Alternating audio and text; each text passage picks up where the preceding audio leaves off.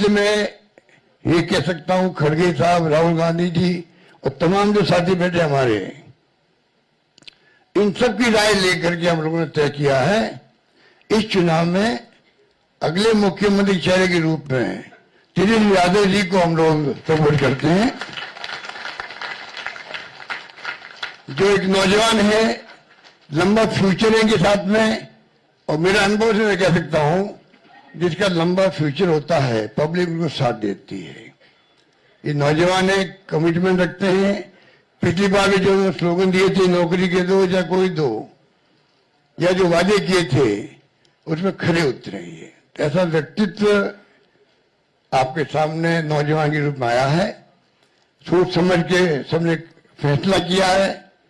ये नेता के रूप में उत्तरंग मैदान में राहुल गांधी जी ने मिलकर जो यात्रा करी थी, बड़ा इम्पैक्ट है। आने वाले वक्त में इनके अलावा राहुल जी भी आएंगे और नेता आएंगे, प्रियंका जी भी आएगी, सब नेता आएंगे।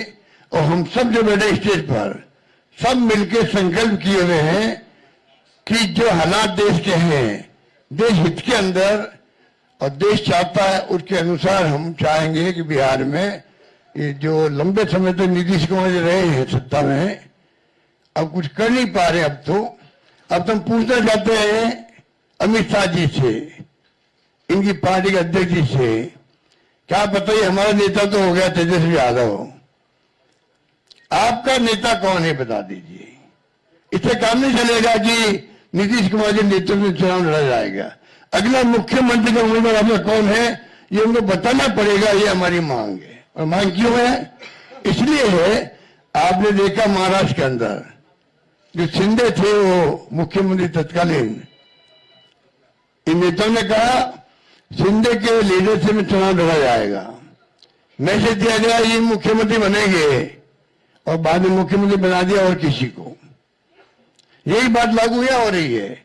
अमित शाह जी आए, कैसे चले गए, हम चुनाव के बाद में तय करेंगे मुख्यमंत्री कौन बनेगा हमारा, पर नीतीश कुमार के नेतृत्व में चुनाव लड़ा जाएगा।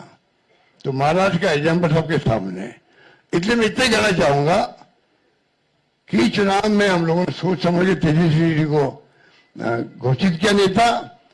साथ में सबकी राय बनी है कि जो हमारे अन्य पिछड़ा वर्ग के साथी हैं,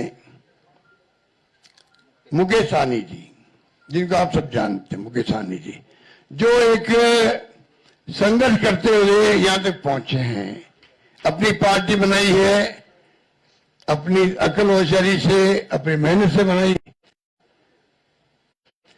कि जो हमारे अन्य पिछड़ा वर्ग के साथी हैं, मुकेश सहनी जी, जिनको आप सब जानते हैं, मुकेश सहनी जी, जो एक संघर्ष करते हुए यहां तक पहुंचे हैं, अपनी पार्टी बनाई है, अपनी अकल होशियारी से, अपनी मेहनत से बनाई है, गरीबों के मसीहा के रूप में, अपनी कौम के मसीहा के रूप में उभर के आए हैं। ऐसे नौजवान को हमने तय किया है वो उप मुख्यमंत्री होंगे। साथ में इसके साथ में जो आपके यहाँ बहुत सारे समाज भी हैं, सामाजिक इक्वेशन अलग तरह की है, तो जो अन्य सामाजिक वर्गों के लोग हैं उनमें से मुख्यमंत्री और बनाए जाएंगे, उप मुख्यमंत्री और बनाए जाएंगे। यही बात कह के मैं अपनी बात समाप्त करता हूं। धन्यवाद, शुक्रिया।